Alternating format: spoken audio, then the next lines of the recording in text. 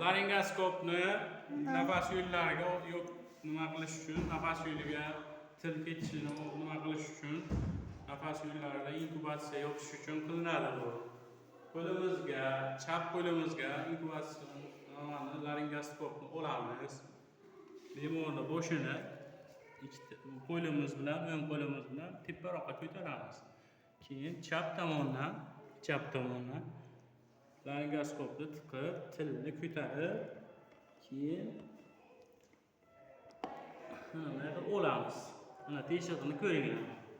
Beraka teshig'ini ko'ring. Svetini yoqing. Fonaringni. Fanari olmaydi. Mana shunday qilinadi.